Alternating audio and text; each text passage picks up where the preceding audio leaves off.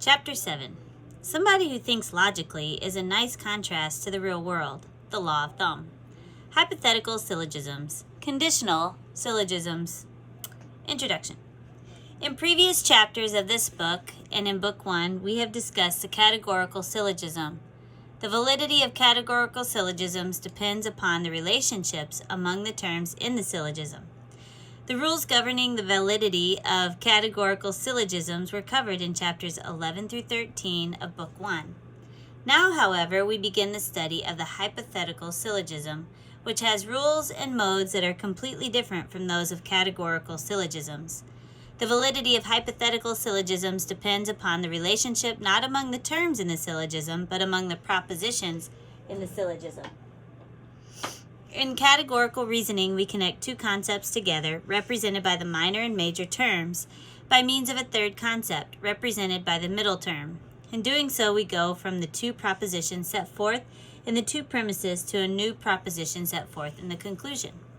In hypothetical reasoning, we affirm or deny judgment in the conclusion by affirming or denying one of the judgments set forth in the premises.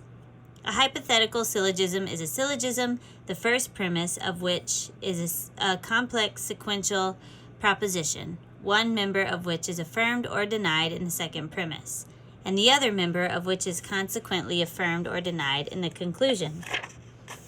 The rules for hypothetical syllogisms are completely different from those of categorical syllogisms. Types of hypothetical syllogisms. There are three kinds of hypothetical syllogisms. We will discuss only the first of these in this chapter. We will discuss the others in subsequent chapters. The three kinds of hypothetical syllogisms are as follows: the conditional, the disjunctive, the conjunctive. Conditional syllogisms. A conditional syllogism is a syllogism that contains a conditional statement as its major premise, a categorical statement affirming or denying one of the elements of the conditional statement as its major premise, and a categorical statement affirming or denying one of the elements of the major premise as a conclusion. An example of a conditional syllogism is as follows: if Christ rose from the dead, then Christ is God. Christ rose from the dead, therefore Christ is God. In this syllogism, the first premise is a hypothetical proposition. It is of the form if, then. The second premise is a categorical proposition, like the ones we have encountered studying categorical syllogisms in previous chapters. We don't see the copula in the proposition in the second premise as we should. That is true, but we can easily reformulate it using the rules for translating ordinary language statements into logical statements, in which case we would get Christ is a person who rose from the dead. A note on notation. When we were discussing the categorical syllogism, we sometimes reduced the terms to letters in order to make the form of the argument clearer. We sometimes wrote something like this: M is P, S is M, therefore S is P. The letters represent terms, but in order to remind us of the difference between categorical and hypothetical syllogism, we will use a different notation for hypotheticals. We said that in hypothetical reasoning, the logical units are no longer terms, but propositions. In analyzing the form of hypothetical reasoning, we will use different letters to represent the propositions than we did for terms in the categorical reasoning. Instead of using S, P, and M, we will use the letters P and Q. In regard to the hypothetical syllogism above for the proposition Christ rose from the dead, we will use the letter P. For the proposition Christ is God, we will use the letter Q. So when we use a conditional statement like, if Christ rose from the dead, then Christ is God, we can reduce it using the new letters to if P, then Q. Let's go back to our example, conditional syllogism on the previous page, putting this into a new notation. If P, then Q. P, therefore Q. Terms and premises in hypothetical syllogisms. Notice that the terms represented by P and Q are not terms in the same sense as those in categorical syllogisms. There is no major term, minor term, and middle term. This is because, again, hypothetical reasoning deals in propositions, not in terms. Consequently, when we refer to terms in the context of hypothetical syllogisms, we are really referring to the whole propositions which we represent by the letters P, Q, etc. In addition, we will also make reference to the major and minor premises of a hypothetical syllogism. When we say this, we are using those phrases differently from the way we have been using them in discussing categorical syllogisms. In categorical syllogisms, a major premise is a premise which contains the major term, and the minor premise is a premise that contains a minor term. But in hypothetical syllogisms, there are no major and minor terms. In hypothetical syllogisms, we use these designations for convenience sake only. We call the first statement, which always contains a complex sentence, in this case, if P then Q, the major premise, and it is stated first. We call the second categorical premise the minor premise, and it is stated second. The premises in a conditional syllogism. In a conditional syllogism like the one used on the previous page, the major premise is a conditional, if-then statement. Conditional propositions contain two elements, an antecedent and a consequent. Simply stated, the antecedent is a part of the complex proposition that comes after the if. It is the proposition that provides a ground or logical reason for the consequent. The consequent is a part of the complex proposition that comes after the then. It is a proposition which logically follows from the antecedent. In the statement, if Christ rose from the dead, then Christ is God, the antecedent is Christ rose from the dead, and the consequent is Christ is God.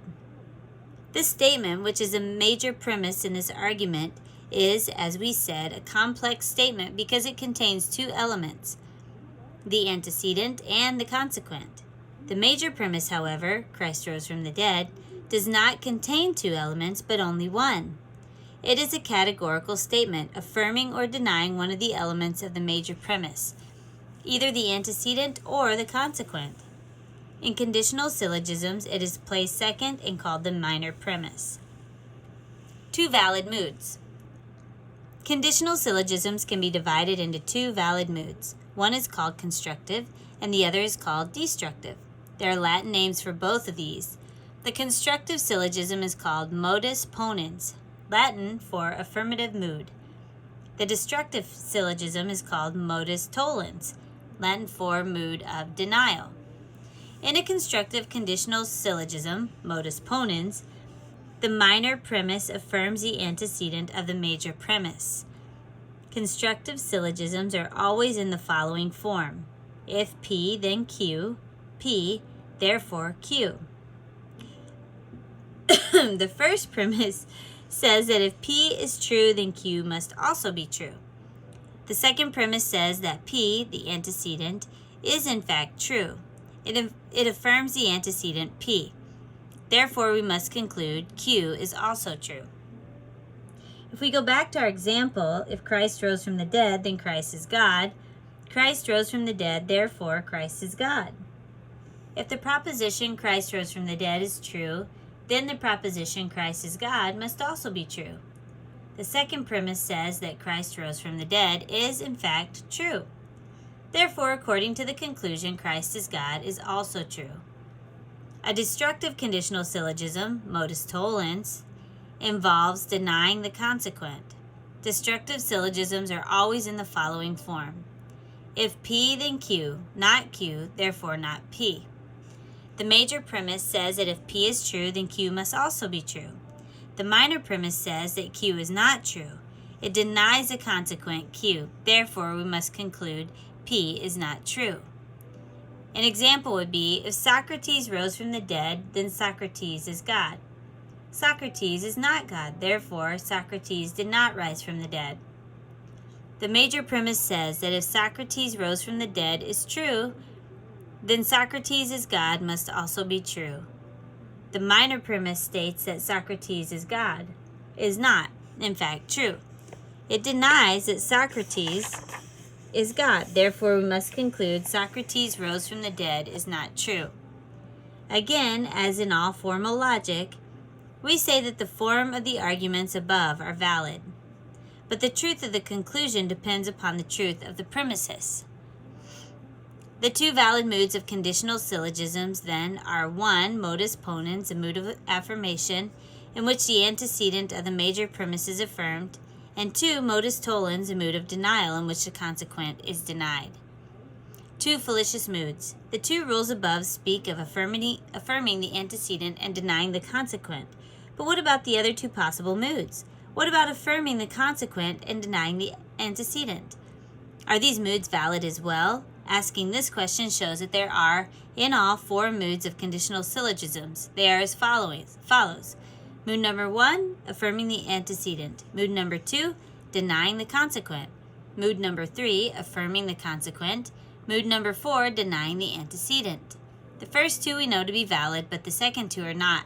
When we try to perform either 3 or 4, we are said to commit a fallacy. The first fallacy, number 3, is called the fallacy of affirming the consequent. The second, number 4, is called the fallacy of denying the antecedent. In fact, if a conditional statement really represents a valid sequence, in other words, if the antecedent really is the ground or reason for the consequent, and the antecedent is true, then the consequent must also be true. But if the antecedent is false, then we cannot say anything about the truth of the consequent. It may either be true or false. The fallacy of affirming the consequent. Let's take a look back at a fallacious form of our example, syllogism. If Christ rose from the dead, then Christ is God. Christ is God, therefore Christ rose from the dead. In the example above, we are told in the major premise that if Christ rose from the dead, then Christ is God. Consequently, if the antecedent is true, the consequent must also be true. But when we affirm the consequent rather than the antecedent, it does not follow that the antecedent is true. From saying, if it is raining, I will get wet, the statement, if I get wet, then it is raining, does not logically follow. The major premise in this syllogism is a conditional statement. Affirming its consequent means we are saying that the consequent is true. But just because a consequent is true, it does not follow that the antecedent is true, which is what we were saying in the conclusion above. In fact, we could think of a case in which Christ was God, but he had not risen from the dead. Let's go back in a time machine to, say, 20 AD, sometime before the crucifixion and resurrection are supposed to have happened. Was Christ God? If we are Christians, we would say yes. He was still, even though in earthly form, God the Son, the second person of the Trinity. Had he been resurrected from the dead? We would say no, not yet. So Christ was God, and at the same time, he had not risen from the dead. Therefore, the premise of the above syllogism could be true and the conclusion false, meaning that the syllogism is invalid. The fallacy of denying the antecedent. Here is the other fallacious form of our example syllogism. If Christ rose from the dead, then Christ is God. Christ did not rise from the dead, therefore Christ is not God. Just because the antecedent is false, the claim of the second premise, it does not follow that the consequent is false, the claim of the conclusion. Let's say we were still back in 20 AD. We would say that if Christ rose from the dead, then he was God, but Christ still hadn't risen from the dead. And yet he was still God. Therefore, the first premise would still be true, the second premise true, and the conclusion false. The argument, therefore, invalid. Pure conditional syllogisms. In all of the conditional syllogisms we have studied so far, a major premise is a conditional statement, and the minor premise is a categorical statement.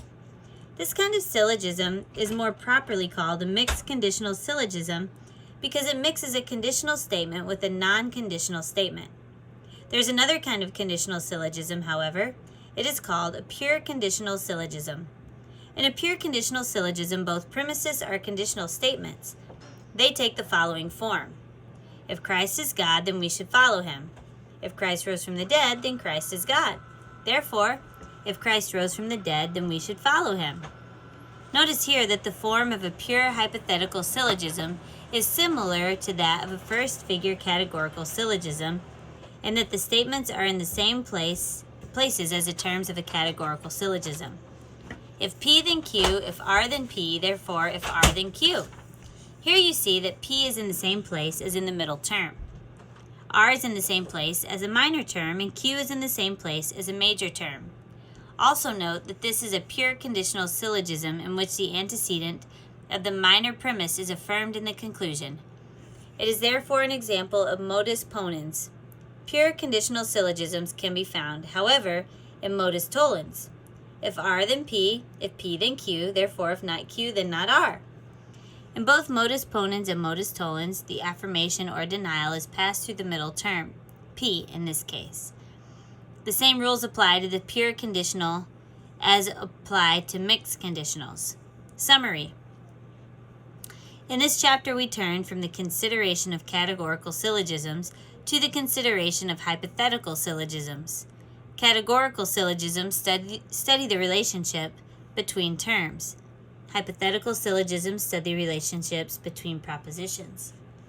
A hypothetical syllogism is a syllogism the first premise of which is a complex sequential proposition, one member of which is affirmed or denied in the second premise, and the other member of which is consequently affirmed or denied in the conclusion.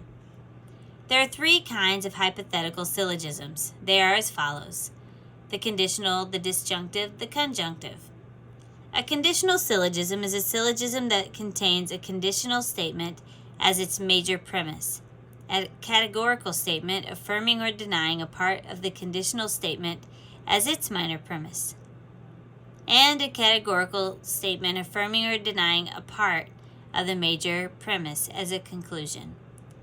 There are four moods of conditional syllogisms. Mood 1, affirming the antecedent, modus ponens. Mood 2, denying the consequent, modus tollens. Mood 3, affirming the consequent, fallacy of affirming the consequent. Mood 4, denying the antecedent, fallacy of denying the antecedent. The first two are valid moods, and the second two are fallacies. There are also what are called pure conditional syllogisms, in which both premises and the conclusion are conditional statements.